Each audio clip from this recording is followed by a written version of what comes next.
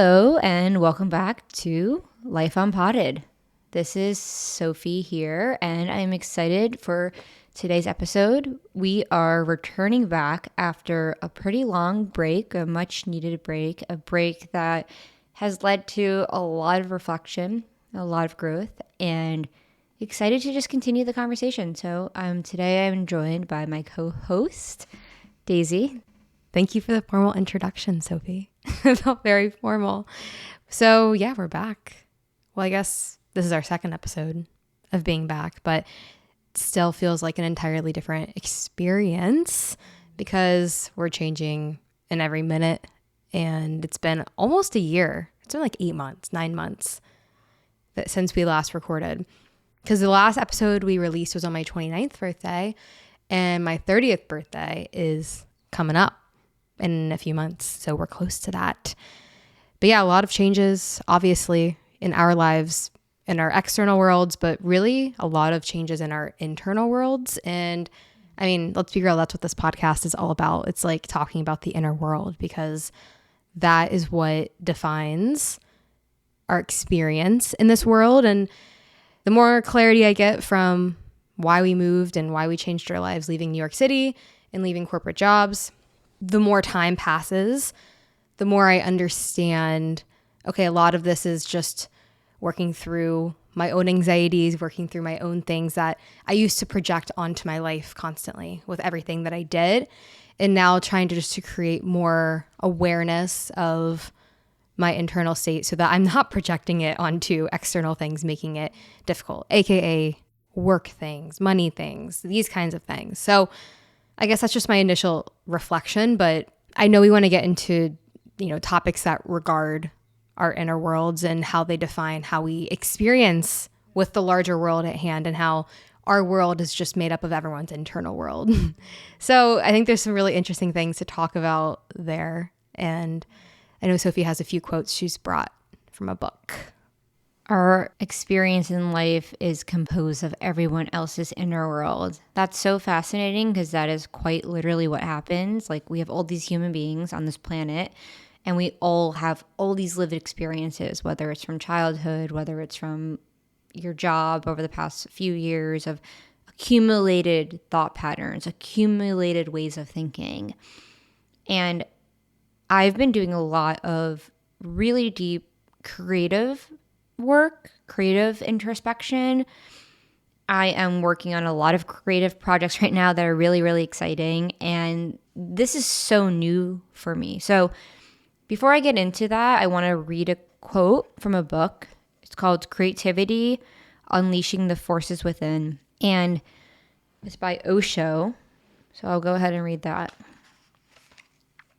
It says, "The very effort to become is a barrier because you are already carrying your being with you. You need not become anything. Simply realize who you are. That's all. Simply realize who is hidden within you." And that really, really hit, especially the line of realize who is already hidden within you.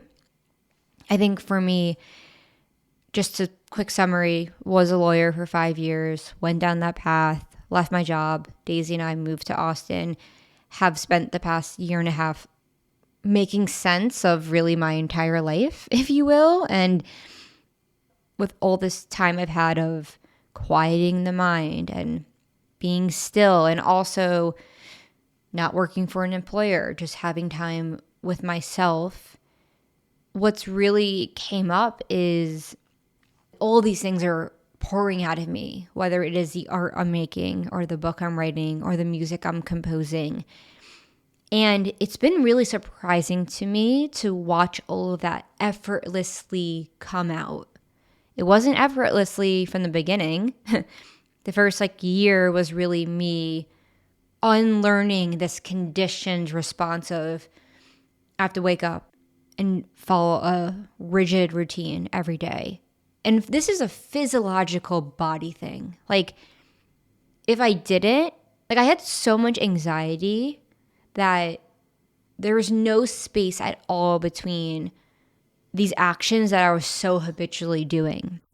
So after about a year, or probably like 5 or so months of not being at my job and going through this constant battle and push pull of I had to wake up and go and check my email, because even when I wasn't at my job, that was what I was used to. So now I don't even use my computer. And I was using it the other day to mix some music, but really what I'm trying to say is that all of this has been an unraveling of who I've always been. And really the recognition of it's not about adding anything. Like, it's not about trying to go and figure out and put all of this effort in to understanding who I am, but rather the recognition of I've always been whole and complete since the day I was born. And there is a very interesting parallel with music, for example. Like, I played music all the time as a teenager. I was so passionate about it. But then I go into the world and I have all these experiences and I build all these layers of what does success mean and what does it mean to be a contributing member of society. And then I go work in the corporate world, and it's like you're building and you're building and you're building all of these associations. And I was reflecting in therapy today, but like when I was a lawyer, I started to love it because I liked working in a team. I liked working with other people. I liked the deals I was on. There was this part of me that was just screaming to come out. And it's interesting because I look back now, the podcast was the first vehicle of that. Yeah, the podcast. That was something I was just thinking about. It was kind of my first and like our first step towards creating something. I think where we were when we started the podcast was that we were both really indulging in our jobs in a way of like we were getting a lot of our purpose, a lot of our value from our jobs.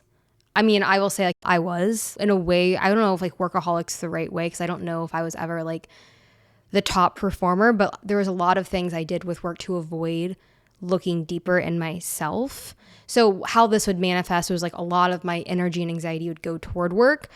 And then I would focus on consuming the rest of my time outside of work, whether that was consuming a lot of good experiences through eating or through drinking or through TV. And I don't mean this in an unbalanced way. It's an unbalanced way where you just enjoy life and enjoy these things. Like I kind of think it skewed to an unbalanced thing for me, where I was never someone who was like, okay, I'm going to work and I'm also going to explore my life and my inner world and do all these creations and do all these things. I think the podcast represented to me my first time, like unabashedly, if that's the right word, expressing myself to create. Like the podcast was the first stint at like creating something. And for me, that really flipped the script because I was such a consumer all of my life. I never thought I could create something, even though like I always internally was journaling and drawing and writing song lyrics. Like I always like was doing these things with myself, but to do it publicly kind of shifted something in my brain that made me start to understand like a lot of other things are possible when you just put yourself out there and start expressing yourself. So really interesting to revisit that 2 years later. For you specifically, you have all these different creative projects happening.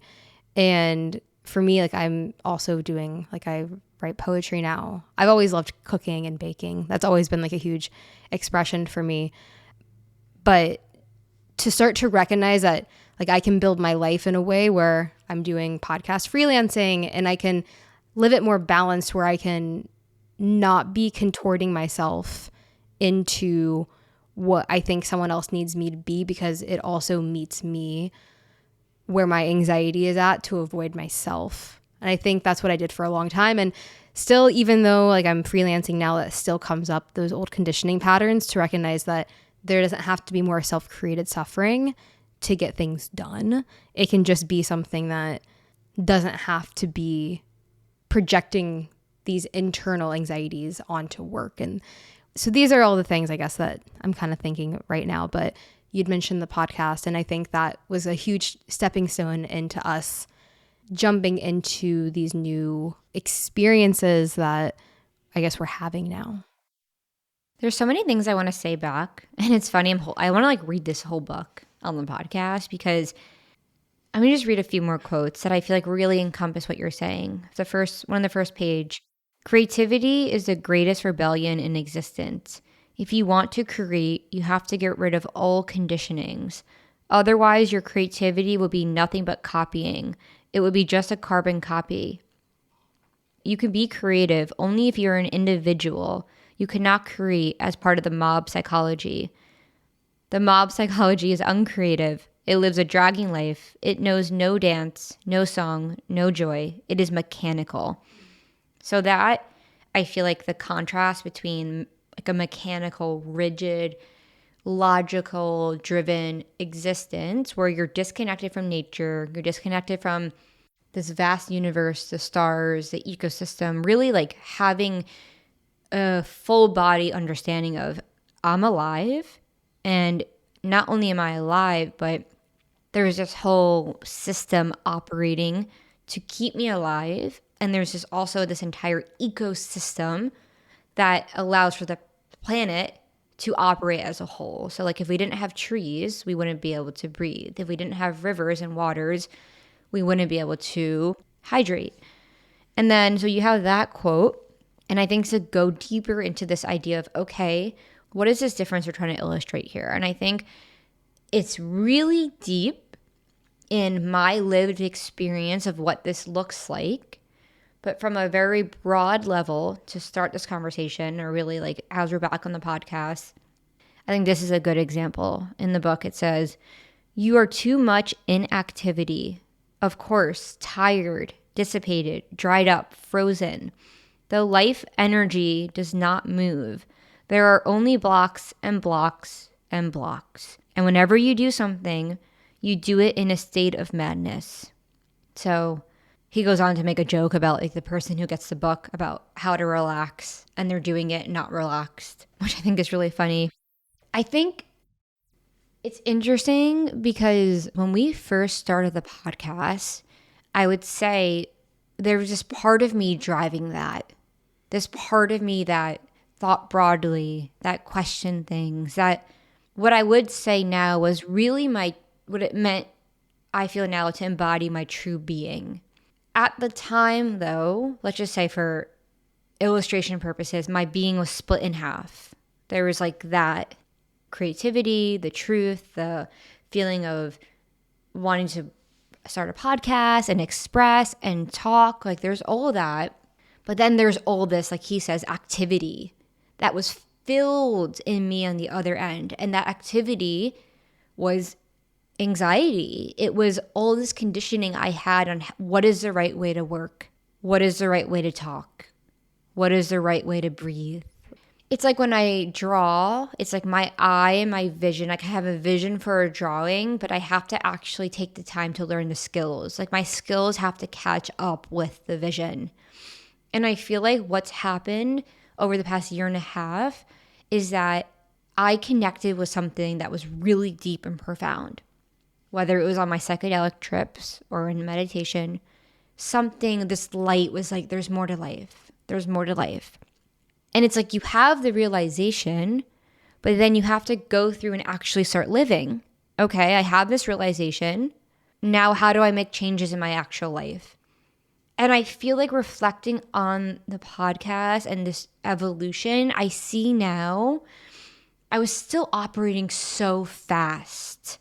Even when we started the podcast, even when I was having these really deep meditative conversations and insights, I would leave the podcast and I wouldn't feel that way. Like the podcast was the only place that helped me get to that point. I would say now, in contrast, with more time that's passed and with a lot more inner work and recognitions and really removing more and more layers from a body component that includes getting body work done to heal traumas, like releasing energy. I feel like now I still deal with the mind and I still deal with the chatter, but from like a body, level, I feel so much more relaxed. And that relaxation over the past few months let all of this creativity flow out. So I'm not sure if that necessarily makes sense. I think I'm just trying to like flesh out how, yeah, I'm not sure. I'll just pass it back to you.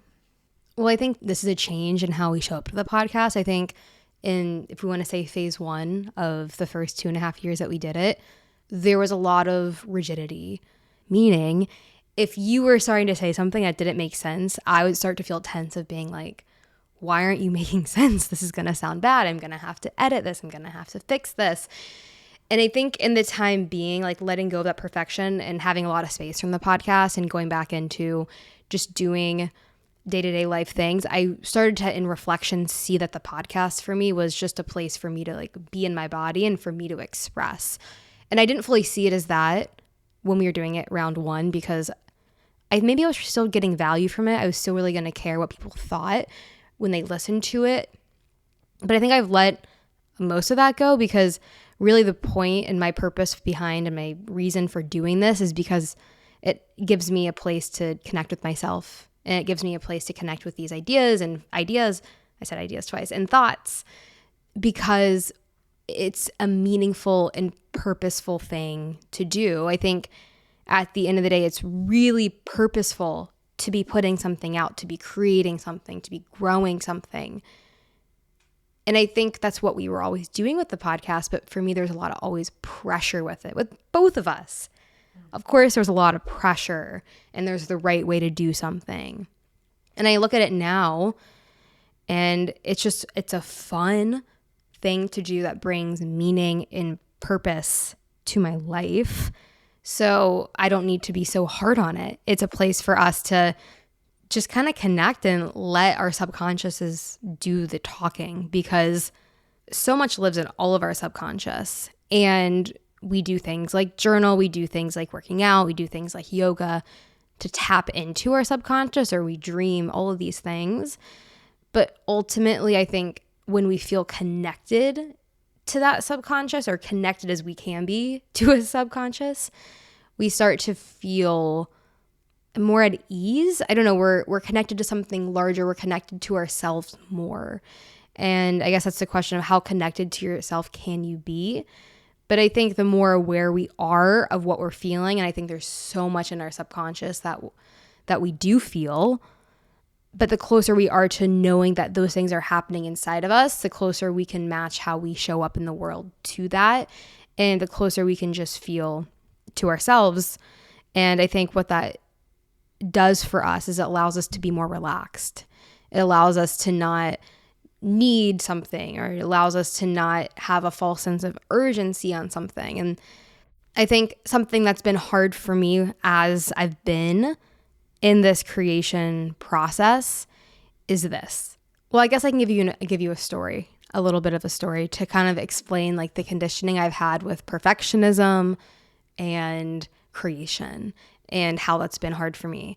When I was applying to my first internship, when I had graduated, or when I was about to graduate college, had decided I wanted to do strategy, because I've been taking a creative strategy class, which is all about creating briefs, putting ideas into a structured formulation so that you can communicate your needs to a creative team to create a creative output. So I had this quote unquote creative idea to the internship I was applying to create a creative brief of myself that would connect the dots of myself to explain to the employer that I was applying to who I am in a way that I would be doing that for work for brands and so on. And I remember doing this, and I remember I was out of my mind doing it. I was so caffeinated. I thought like I was explaining who I was to the world. I was trying to get who I was out onto paper. And I think that's what initially drew me to a creative career, because I thought in my creative career, even if I was doing something more like strategy, like not fully creative, I would be able to get myself out onto paper, and someone could pay me to do that. But then I started working for big corporations, and I quickly realized like that was not what was going to be happening. And then I shifted out of that, and I shifted into a different career after that one that was more service related to clients, and it wasn't creative at all, because I couldn't handle trying to get myself out on paper, and the pressure of that every single day kind of got in the way of me being able to just do the job. But in retrospect, what I see that now is a desire to just create. And there doesn't have to be anything that comes from that. To me, that could be writing, that could be drawing, that could be writing poetry, that could be making a podcast. I have a much larger understanding now of just the human desire to get ourselves out onto paper, out onto anything to help make sense of who we are. And I understand now that that's just a part of human nature, of something we desire, and we're either connected to that or we're not. And for some people, that might mean they do that in a way that's less creative. And for others, that might be, they are creating art from that. But I guess I give that story because it's been hard for me to let go of perfectionism, because I realize perfectionism doesn't live. And when you're trying to get yourself out onto paper, that's just expression. Like that, I think we all just have this desire, and I certainly have this desire to just express myself and to learn to do that. And that was really what the podcast was. It was the first time not doing it for, say, an employer who might say this is wrong or this is right. It's like you can't put personal self-expression under those kinds of constraints, because it's not going to bring the satisfaction that just unbridled self-expression brings. All right. Wheels are turning over here. Thanks for that little story. It helped me. I feel like, wow. Okay. First and foremost, like there is, and this is what I've realized over the past few months, there is a vast, vast, vast inner world. I will say in all of us, but I don't know that because I only know my inner world. But what I do know is, in my experience, there is a vast, vast, vast inner world that is vibrant, creative. Recently, I've been imagining creating plays, and I'm quite literally now creating music and writing an album. There's this vast, vast, vast, vast, vast inner world that we can tap into. And of course there is, because there's this vast universe that we are not disconnected from. And what I was thinking about when you're painting this example is really, we are so conditioned to think that everything that we have to do has to be connected to a reason. So for me, as I started to connect so deeply to my intuition over the past year, I felt this pull to learn how to draw. Such a strong pull. Then on one hand, you have my ego going, why are you drawing? Are you 5 years old? What is this going to get for you? And this anxiety and fear. Check your laptop. Are you making money? Are you making money? How are you going to make money? How are you going to make money? And then eventually over time, I was able to be like, wait a minute. I don't actually feel that way. Hold on. What is this giant web of chaotic energy? And quite literally from a metaphysical level and from a yogi level, or any level that any sort of discussion that highlights energy and how life is just energy in motion. What I came to realize is those emotions was just literally energy, stagnated energy in my body. So this is where my yoga practice, I see it now. It's I can look back and there's all the pieces are connecting. It's my yoga practice helped me get into my body. The more I got into my body, the less I was consumed by anxiety that was so loud, and it actually became, I started to understand this gap started to widen of wait a minute. I started to realize, who am I without this anxiety? What happens when I'm still? And I did have the opportunity, because I did save money, to be able to be in a position where I didn't have to work for anybody. But that didn't matter, because I could have $1 million in my bank and I still would have woken up each day out of fear. That's because it's not about the money. It's not about the end goal. It's not about anything you're going to achieve. It's about, what is this feeling inside of me that thinks that I can't just sit still? And really, what it comes down to is that, why do I not trust myself? I just want to pause on that, because I think that is going back to probably 20 minutes ago, where I read, it's not about becoming anything, but discovering what's always been inside of you. So now to tie that back to what you were just saying, it's of course, when we grow up in a society that teaches us, go to school to get the grade, to go to college, to get the job, go to the job, come home, sleep, to blah, blah, blah, blah, then you die. Okay. Like very logically, structurally driven. Nowhere in that is what happens when I just let go and sit down at a park bench and look at the trees.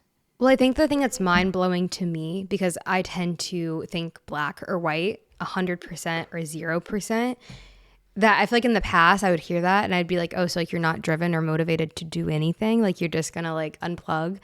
And I mentioned this in last episode and I haven't continued reading it, but it always makes me think of the surrender experiment, because just because you're not trying to control everything in every moment doesn't mean that you don't have motivation or drive or excitement to achieve or live a certain way.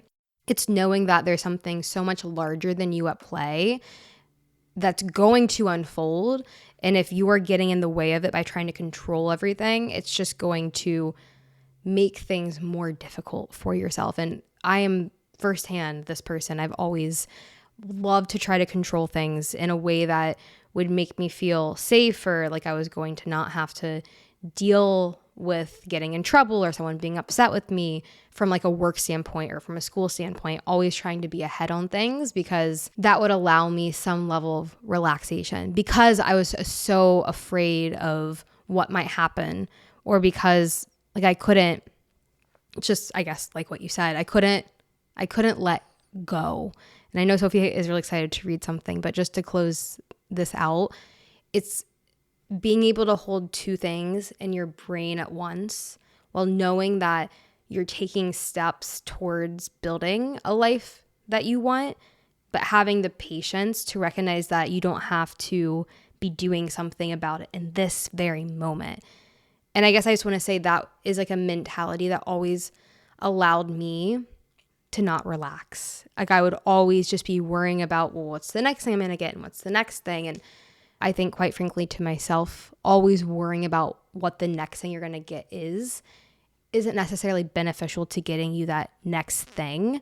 It's when you're adequately relaxed and charged up and meeting your own needs, emotional, physical. Those are going to be the things that allow you to actually make the big changes in your life, that allow you to make big strides towards having a different mentality and perspective on life that come back to you in a way that shows you a different way to live. Okay, Sophie. Dude, no, it's so funny that as humans, we live in a system that teaches us that we think we can control things. This is where it comes down to. It's like when we were camping the other day and we woke up in the middle of the night and there's a storm and lightning, who's controlling now? Who's controlling everything that's happening in that ecosystem? Do you go and grow those trees? I mean, some trees are planted. Who's right now, let me ask you, who's controlling your heart? Is it you? Like, is it you controlling your heart? Like, that's where this, and it's not our faults, we're taught this. That's where we think, I have to work so hard. I have to work tirelessly. I have to work from 9 to 10 p.m. and never sleep. Because we have this false idea that that's doing something, and that you can go to a whole nother discussion of the way that jobs are structured, how much time is wasted. Oh, you have to be at the office from this time to, I remember at my first job, it was like, you cannot leave. I was like, I'm not even doing anything today. So I don't want to go too much into that, but it was funny. I did open randomly to this page. I haven't even read this yet, but he goes, your universities don't create Shakespeare's, and like goes on to list all these other famous or well-known composers. Your universities create just junk, utterly useless. This is the intellectual activity that goes on in universities. Intelligence creates a Picasso, a Van Gogh, a Mozart, a Beethoven. Intelligence is a totally different dimension. It has nothing to do with the head. It has something to do with the heart. Intellect is in the head. Intelligence is the state of heart wakefulness. When your heart is awake, when your heart is dancing in deep gratitude, when your heart is in tune with existence, in harmony with existence, out that harmony is creativity. And then he goes, people are afraid of the unknown. People feel insecure with the unknown. They don't want to go beyond what the familiar. Hence, they have created a false plastic substitute for intelligence. They call it intellect. Intellect is only a mental game. It cannot be creative. And by intelligence, he doesn't mean like, oh, I'm intelligent, I went to Harvard. I think what he's referring to is the collective intelligence. So, like, we are all part of this intelligent organism. The earth is alive. We are alive. So, I just think that's so fascinating because that's going to take you down to what happens when you relax. And that can be really scary. Like, that can be, I'm sitting here at this body, and now all of a sudden I have to contemplate who I am and why I'm here. And like, that's what I have done. And as I have done that, facing fears of death, quite literally feeling like I have died, like versions of myself, and realizing like that fear that I thought was keeping me safe was actually keeping me from my own being. So the more I've been able to surrender to my fears, the more I've been able to connect with something and actually look outside and say, what's really happening here? It wasn't about going to law school. It wasn't about any of this. It was about letting myself tap into a version of me that was always there, but clouded from control and fear. So a lot of different thoughts in there, but to bring it back down to earth, to steep this in real experiences, because I think that's how I understand things the best, is when I was on a walk today, I walked past this lady who it looked like she'd adopted a stray or a rescue dog. And when it was walking past me, it looked terrified. It stopped in its tracks. And I heard the owner like consoling me, like, it's okay, it's okay. But the dog like started shaking. And it made me think that whatever happened to that dog had some kind of experience that it made me seem as a threat. That dog was living through an experience that it's happened to them with people in the past, and it was seeing me as a threat that was maybe coming to kick the dog or coming to do something that was hurtful. And this is all an assumption, but when you see a dog shaking because you're walking near it, you think that it's living in some kind of experience that isn't actually happening right now. But it made me think about how easy it is to be caught up in the mind and to not be seeing what's actually happening in this moment. And by that, like, right, we went camping for the first time this past weekend. And when you're that level of disconnected from not having service or not having access to your normal life, you're kind of just, you're there. You're able to just see things for what they are. And that is an example because I think of like right now, like I'm looking out and I see the Austin skyline from our apartment.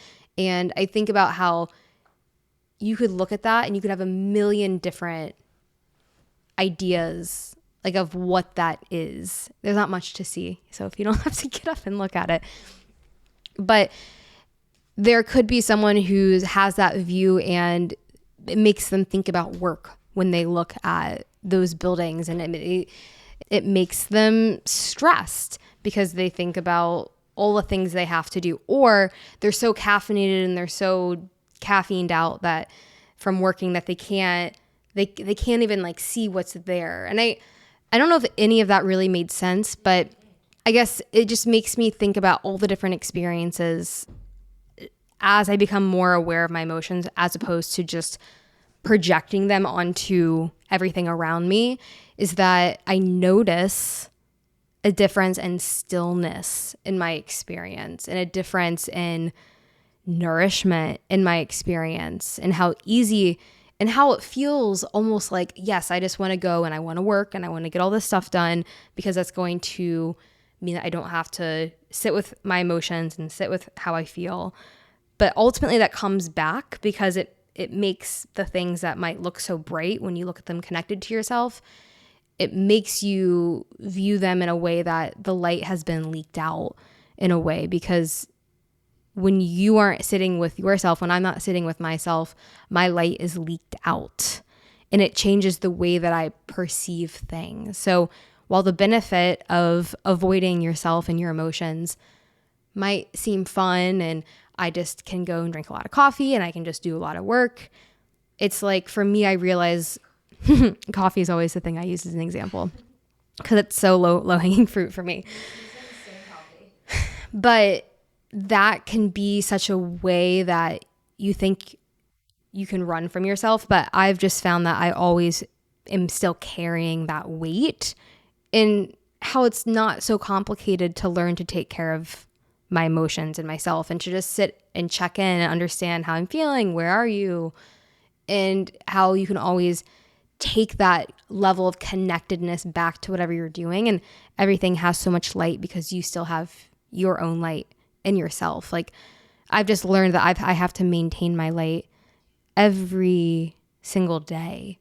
And that has been the biggest change, because it was almost like when I worked in in a work environment that was already really intense. And I still see this, like I can easily project this, like when I have like freelance clients, to think that I have to change myself and be anxious and stressed. It still follows me, but maybe because of the place that I'm in my life, I realize, okay, this is the right time to take a 20-minute break and go and check in with myself. Because if I'm feeling like this project has to be done under some illusion of urgency right now, and that I feel like I can't go make lunch, it's like, what is pushing that up? What is making you think that? What old conditioned pattern is making you think that you can't just enjoy doing this? So I think it's just a huge difference of going through life connected to ourselves versus not. And I mean, I get it. It's work to be connected to ourselves. And like when your conditioning is to just kind of numb out, it's a lot of work, but it also just allows you to have your light, and life just changes when you have your light. I liked how, like, when you're talking about the skyline, I was like, oh, interesting. That's why I got up. But yeah, that resonates so much, because there's so many times where I like go outside and I'm like, I've been noticing this recently. I'm like, wait a minute. Why does everything feel so gloomy? And I used to live in that all the time, like be convinced, like, oh, it feels bad outside, or oh, now I hate the song I'm listening to, or now I hate this, or oh, this food doesn't taste good, or you have this inner state. Something's happening in here. Like something's happening in your heart, in your mind, in your soul, in your body.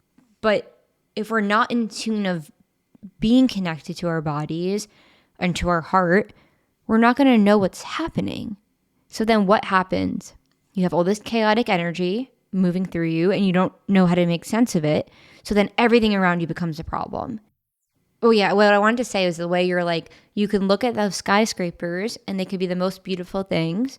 Or to me, like a year ago, I was like, oh, buildings represent New York City and lawyer life. And it's like, no, like that's still nature too. Like that's still made out of literally the earth. So like, I think what you were saying that I resonate so much with is all we have in life is our perception, and our perception can be really diluted. It goes back to, like I used to say in the podcast, like, what lenses do I have on today? Like, am I cleaning my glasses every day? And I think a lot of the times we forget that we can clean our glasses.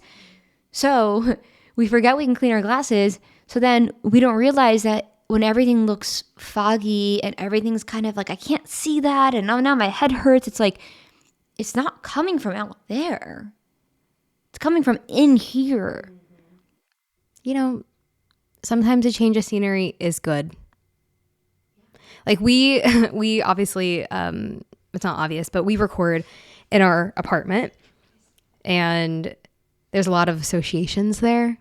Like sometimes it's harder to set your mind free and just start talking. Like, I guess what I mean is, so what we've been doing with a lot of our free time in Austin right now, it's good weather, meaning it's not 100 degrees and scorching. So we've been going and exploring a lot of state parks.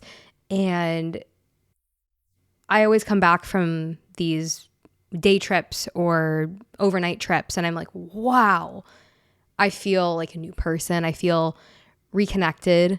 I feel enlivened. I feel reborn. I just feel really good. So I was like, wow, we should bring our podcast mic. So we're like, you know what? We should record outside. Because it would be really cool to record outside, because I feel like it's more in tune with the way that we talk. Like being indoors sometimes doesn't even feel right to be recording. We've recorded outside before. We've recorded a Joshua tree. That was like 2 years ago. No, it was anxious, but whatever. Despite that, it would be really cool to do some recordings outside. I think that would feel really good. So that's something that we want to do and we've taken a break from video, but I think it would be really cool to combine those two experiences because I feel like something shifts. Obviously, being outside is so amazing and being around nature is so amazing. So I think bringing that into the podcast could be a very good combination and a good collab. And I think that it could make something really good and cool. And so, yeah, I just think that that's something that we want to do. And just wanted to share that. Yeah, I guess I'm just really intrigued by this whole topic of clearing out your perception. Like, how do you, Daisy, I'm curious, how do you find ways in your life to what metaphorically wipe your glasses and see life for what it is? I mean, I feel like when I'm feeling, my favorite word, dysregulated or disconnected from myself, I just try to come back to myself. So I've gone in a lot to yoga because it connects movement to breath. And that's another thing. I've done a lot of breath work. It's like I feel like these things allow me to stop thinking, which I think when I stop thinking, that allows me to see things more clearly. And sometimes just stopping thinking is really hard. So there's something about the combination of breath work, but then moving your body with the breath work that I get into a rhythm and a flow. And this is what everyone who does yoga feels. Or maybe not. I guess my initial step, I mean, I've been doing yoga for like a decade, but my initial step into it was not connecting breath to movement. I was always so afraid of breath. But I find that breath is the most powerful thing that I can do to help get myself out of my mind, because it is a physical thing that kind of stops thought.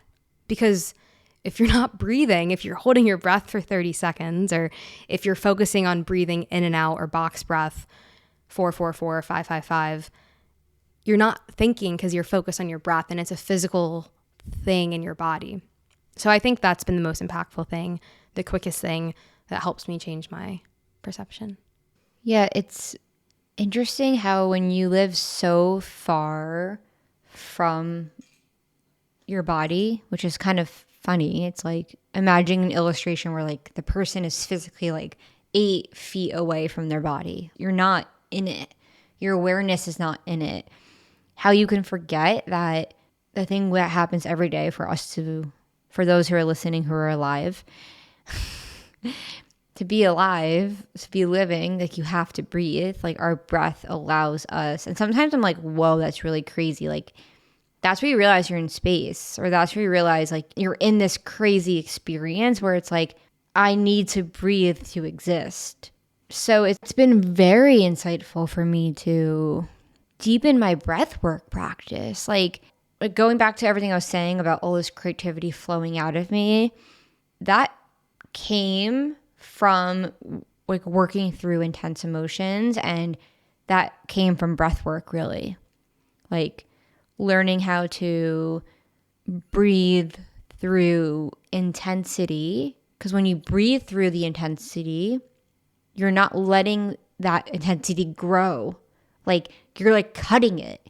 And when you cut it, you save yourself from a lot of suffering, because it can be really, really, really, really, really uncomfortable when that feeling of I just feel so frustrated comes over you. And the difference has been, okay, now it's a physiological experience of, no, I just feel there's a lot happening in me right now. So let me do yoga. Let me move. Let me breathe. Let me move. Let me breathe. Taking that pause has been really helpful. Yeah, I think it's good to reflect on how do you change your perception, because it's something that can come up several times in a day. We can change how we're seeing the world in each moment, because conditionings can run deep and take over. So I guess it's a good question to ask, how do you change your perception? Because it's something that we do have to be aware of day to day, or week to week, or month to month, checking in with ourselves. I think it's a good question to ask. And yeah, I think this is a good convo. Episode 2 back, and yeah, we'll probably be releasing these soon, and we look forward to keep doing that.